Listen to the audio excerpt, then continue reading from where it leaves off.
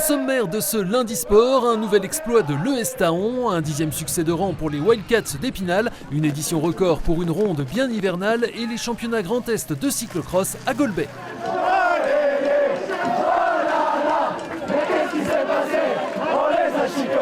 Les spécialistes ont encore frappé. Pour la 3e fois en 4 ans, l'ES Thaon s'est qualifié pour les 16e de finale de la Coupe de France en s'imposant samedi soir face au SC Amiens au stade de la Colombière. La 3e confrontation en l'espace de 2 ans face à cette formation de Ligue 2, première à se montrer dangereuse, Candil trouvant la transversale de Rodriguez à la 18e minute avant l'ouverture du score dans la foulée sur ce corner repris de la tête par le Hollandais Uroguide, 1-0. Frustrant pour les Thaonais qui vont refaire leur retard dès le retour des vestiaires à la 46e minute sur cette tentative de Sambalam repoussée mais reprise de près par Loris Petitpain, un partout.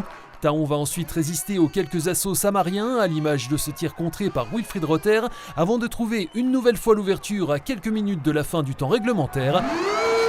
2-1 grâce à ce but signé Sébastien Lecohanais qui propulse une nouvelle fois les Thaonais en 16e de finale de la Coupe de France.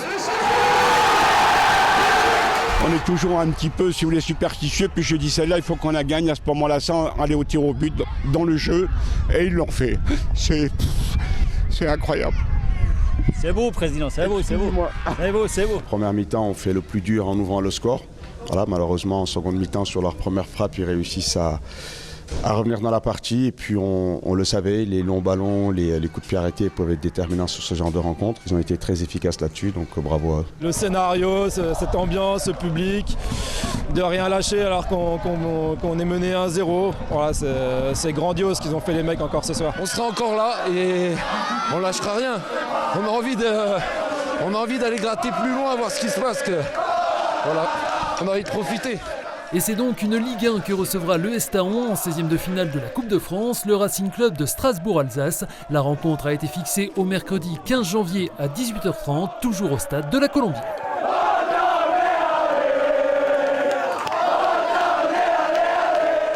Quatre jours après leur élimination en Coupe de France, les Wildcats d'Épinal, leaders de D1, avaient un dernier rendez-vous à honorer samedi soir pour boucler cette année 2024 avec la réception des Bisons de Neuilly-sur-Marne.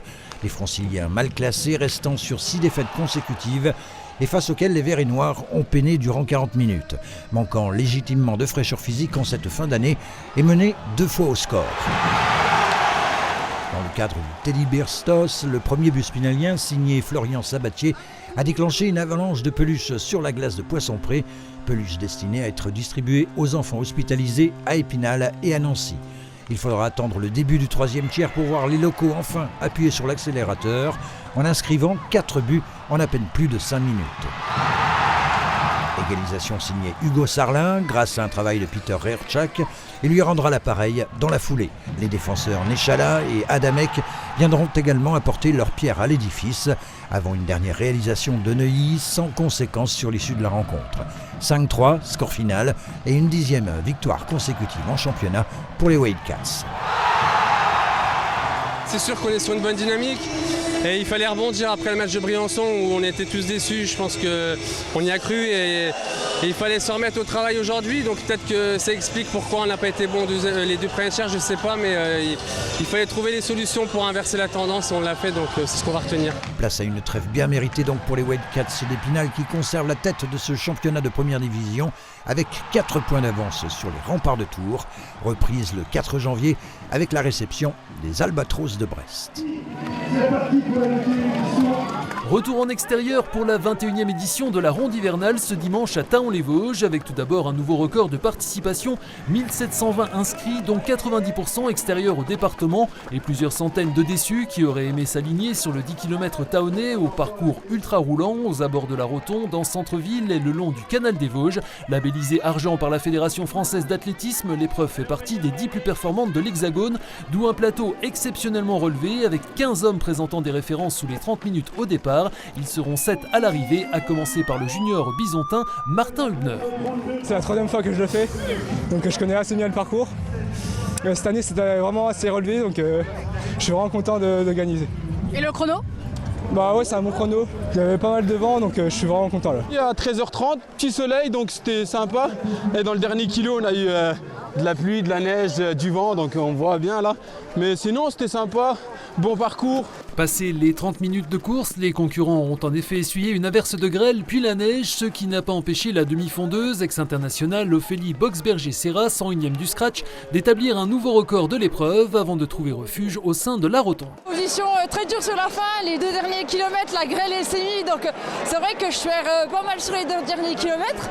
Après voilà, il y a beaucoup de densité, donc c'est vrai qu'il y a toujours du monde, donc c'est vraiment agréable, on est porté par les autres coureurs, c'est vraiment super. L'international Jan Schreub était également de la partie en mode entraînement, 33 minutes et 10 secondes au compteur. Prochain rendez-vous course à pied pour boucler l'année à Remiremont avec le trail de la 14-18 ce vendredi 27 décembre et dimanche la traditionnelle corrida des Abbesses. Du grésil juste avant le départ, puis la neige et le froid toujours, conditions dantesques également, mais 2 saisons ce dimanche après-midi à Golbet pour les courses élites et U23 du championnat Grand Est de cyclocross sur le site de la Haie le Doyen. Au programme, un parcours de 2,5 km bien boueux et pour les costauds, concocté par le cycle golbéen, avec passages en dévers, escaliers et passerelles pour assurer le spectacle. Chez les espoirs, le Vosgien Louis Parfel, licencié au Team Marne Inside, l'a emporté haut la main. Parti 2 minutes après ses aînés, il sera le premier à passer la ligne, juste devant l'Ardennais François Yon, vainqueur chez les seniors avec 13 secondes d'avance devant le sociétaire du vélo sprint danou Maël Savignard, à l'issue d'une course raccourcie en raison des conditions météo. Ouais, c'était dur. Limite, on aurait espéré qu'il pleuve presque un peu plus pour que ce soit encore un peu plus liquide. Mais ouais, il fallait vraiment s'accrocher, il fallait être à son rythme parce que si on en mettait un peu trop, on risquait d'exploser. Donc ouais, très content. Ce qui a fait la différence, on t'a vu changer de vélo quasiment à chaque passage au stand?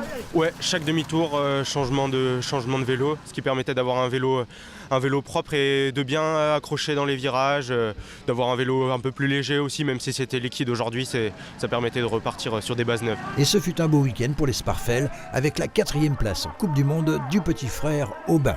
Prochain objectif commun aux 2 frères, les championnats de France U23, mi-janvier à Pontchâteau. De cyclocross et de course à pied, nous reparlerons ce lundi soir dans l'émission Côté Sport pour la dernière de l'année avec l'Aulnois Maël Savignard, le coureur de l'Athlé Vosges Entente Club Benjamin Paulin et Anthony Perchat de Vosges Matin. Première diffusion à 19h.